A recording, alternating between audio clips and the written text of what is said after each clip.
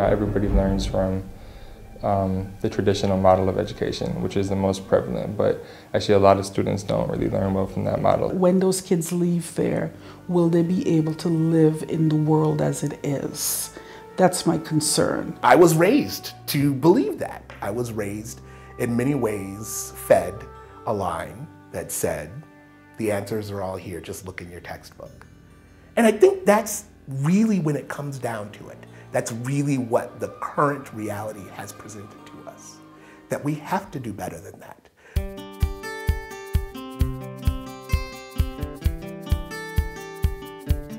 What defines a good education?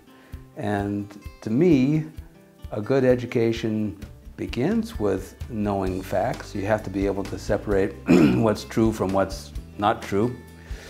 But it has a whole lot more to do with gaining a deeper understanding of the facts and why they're important and how they relate to each other and what does this mean to you as a person. One of the key points in education that has been lost is to stimulate imagination and critical thinking.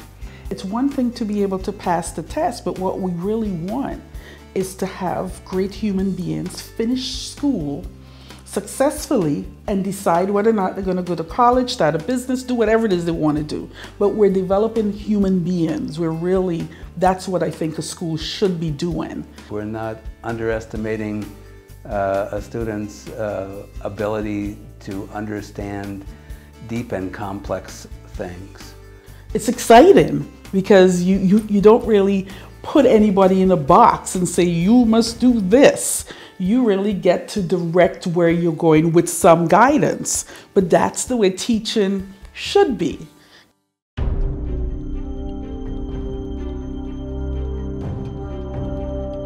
Our mastery learning program really, it draws upon mastery traditions in all cultures. But it's designed to address the achievement gap, because what mastery is about is obviously about learning, and what learning is about is making mistakes. And so we need to practice. Practice means we do stuff that we're not very good at, and gradually we get better. You know, with art, for example, it's good to learn the foundations, you know, to just continue to practice and the fundamentals before, you know, it's like learn the rules before you break them. So what we do with mastery learning is we meet each student where he or she is at. And so, yeah, some of them are going to be coming in many grade levels behind in reading or in math or whatever. And so we first need to know, where are they at, and what are the gaps, what are the holes. And now that we know that, we need to teach in a way that fills those specific holes for those specific kids. So you go into a classroom, you take a test, and you find out what you didn't know. That's what's going to get taught to you. That test doesn't count. What counts is what you have learned and you get tested on later. We're here to help kids wherever they're at. They may come in needing a lot of help. They may be ready to launch into the next level. And that's what we're trying to do, is to meet kids right where they are. The first goal is growth, and the natural byproduct of growth is higher proficiency. And I think that's one of the great points of mastery, is that once you get interested in the topic, you can just keep learning, and then keep exploring. And mastery, the cool thing about mastery is that it's not something finite. You don't get to a point and then stop there. I think you master levels. I would have loved to go to Mill City High School. Would have loved it. It's exactly what I would have wanted. Especially the bit about mastery, in which once you've mastered the basic concepts or the basic curriculum, that you're then able to go on and push yourself further. I would have really appreciated that.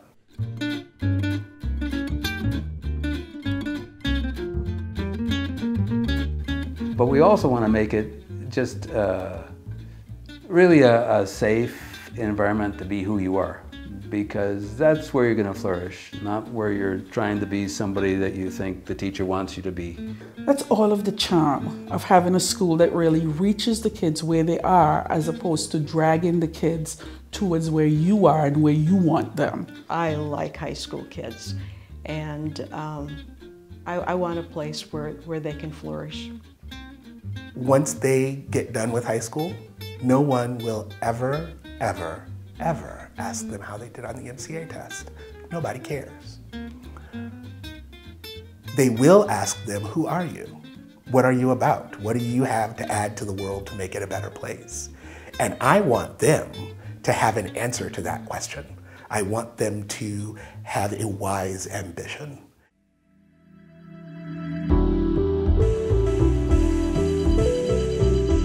Any teacher will tell you that the key to success is forming a relationship with your students.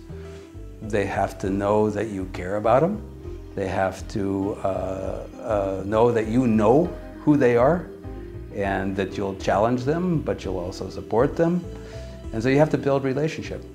It's really crucial to have a connection to the staff, or between staff and students in the school. If you don't have a connection to the staff, then you don't feel any accountability to that person. I immigrated here 8 years ago, and at that time I didn't know much English, and in that family setting it was so much easier to talk to people and it didn't feel overwhelming.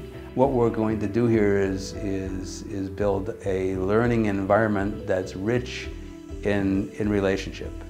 So both between students and teachers, but also between students and other students.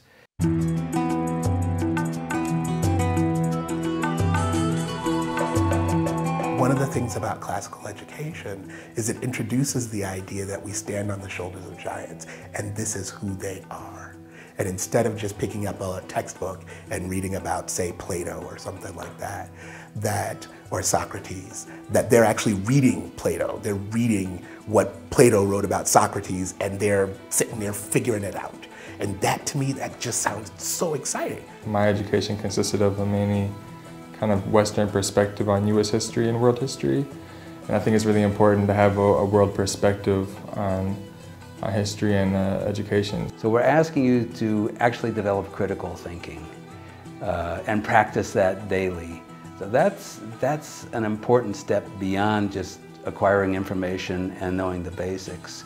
To become a critical thinker means you've developed a tool that now you can use in your life in every situation that you're in. You know how when we were in school, they taught us that Christopher Columbus, he came here and he conquered all the Indians, and then here we are. Well, the difference is that we never knew the story of the Indians. We never knew who they were. Global Classical takes that and it shows you that you have more roots than just the Spaniards conquering. And so I think that's an advantage. It gives you a more holistic point of view of story. People who lived a long time ago weren't dumb, they just weren't here. They were just as smart as you are. They have the exact same brain, the exact same capacity, the exact same desire to answer the big questions. And so I wanted to make sure that I was a part of training a group of global thinkers.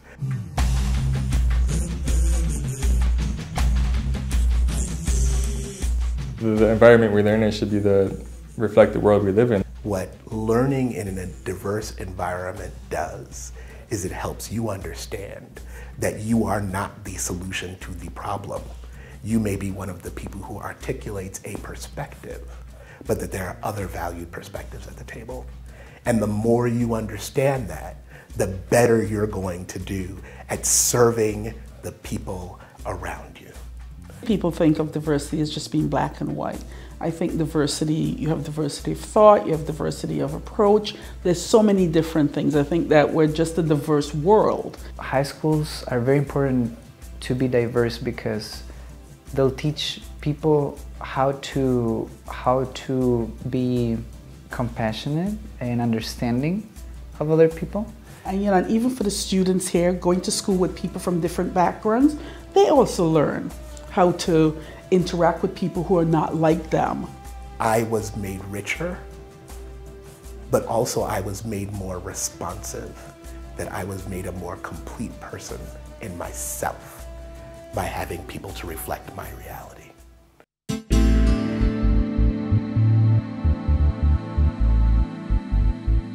What I like about this charter school, that it seems to be coming from the heart. This seems to be more of a passion project, something that you're not forcing it into the area. You're bringing it into an area that really needs it already. Everyone knows, residents, civic leaders, business leaders, development community, everyone knows we need more schools downtown. And so the idea of hosting Mill City High School in this space, which is largely used for community good in the first place, is an exciting proposition. The congregation, the city leaders, as I've met with the East Downtown Council leadership, everyone seems to be in synchronicity about this idea of hosting a new school in the heart of East Downtown where there's $2 billion of development taking place. Families and students in a high school setting will find themselves flourishing in this really phenomenal ecosystem of community, urban density, commerce, and of course education.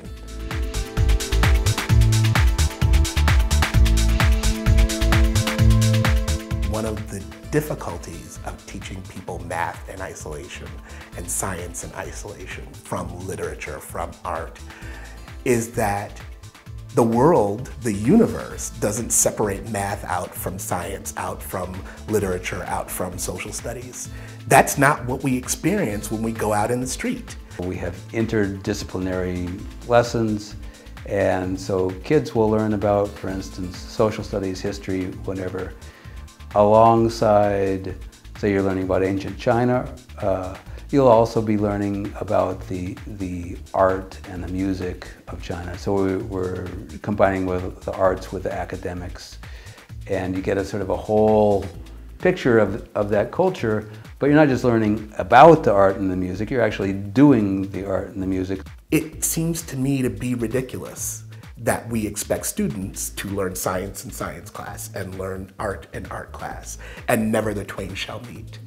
Integrating curriculum and also across all the subject areas, and team teaching is going to make learning more meaningful for kids. And when something is meaningful, you remember it, you retain it, you've actually learned. Knowledge in isolation can not only be a scary thing, but it can be a foolish thing. So I believe that integrating all of these things together and helping students learn that all of this moves together in a stream, I think is always going to create more effective thinkers.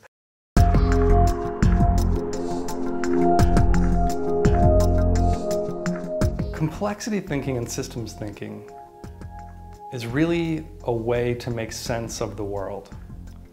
And although it has the word complexity in it, it's not that complicated. It's actually fairly simple.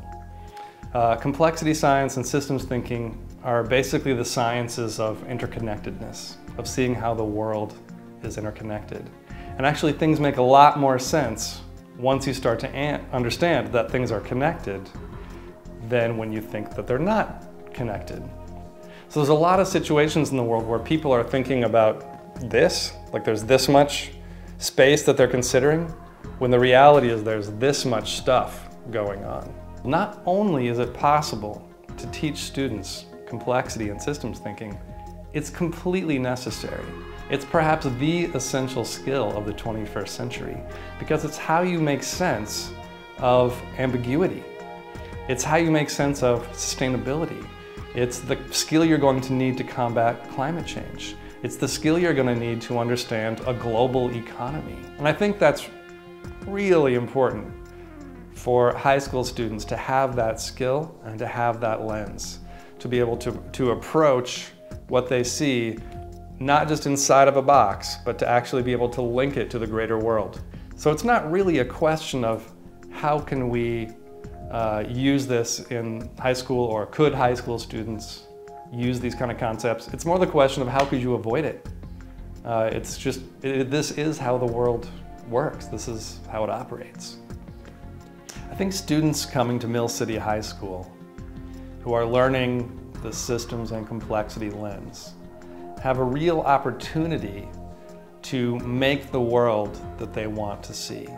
I don't know of another school, for instance, in Minneapolis that is specifically using complexity and systems thinking. And I think that gives Mill City a real leg up because we've got this essential skill. That's what we're really about. We're really organized around understanding systems thinking and complexity, helping students understand this. That really gives us a leg up, and it's going to give our students a leg up in competing when they graduate from high school.